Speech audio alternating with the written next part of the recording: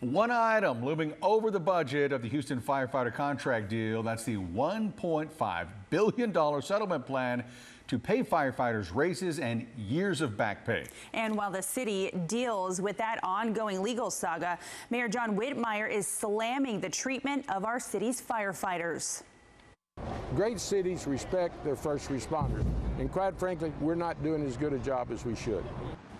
The mayor challenged us to show you what's happening at one Kingwood fire station, so we took him up on it. Boy, did we. ABC13's Pooja Lodia toured a Kingwood fire station, and we're showing you what she found only on 13.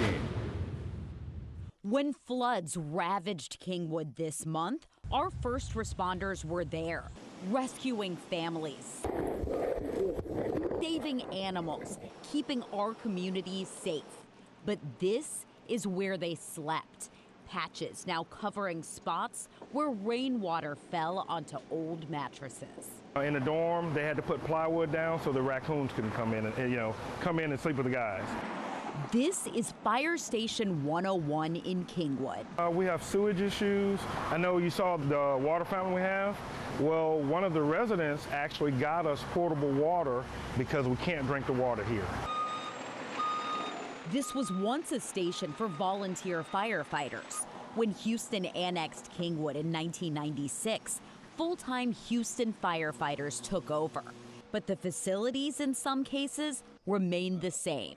These stations were not designed, they were not built 30 plus years ago with the intent of having people here 24 hours a day, 7 days a week, 365 days a year. The timing of this tour is surely not a coincidence. But these are dollars that Former Houston Mayor Sylvester Turner was never able to reach a contract agreement with the city's firefighters union, which left firefighters without raises for years and stalled the department's recruitment and retention efforts. deplorable. Sleeping on the floor, plywood, mold. Now we have a new mayor. John Whitmire was elected after an endorsement from the union.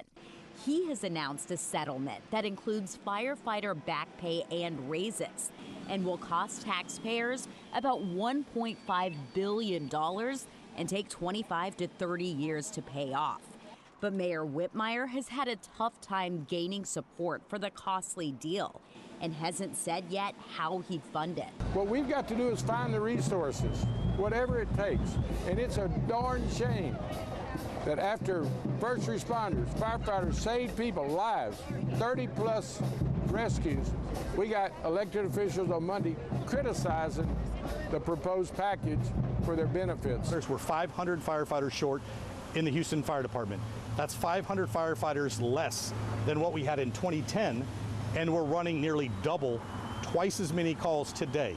Political battles that end up affecting your tax dollars and ultimately our community's safeguards. You get used to it. You get used to the mold under the sink not draining and having to drink other water, and we have to pay for the water. It's just, you get used to it.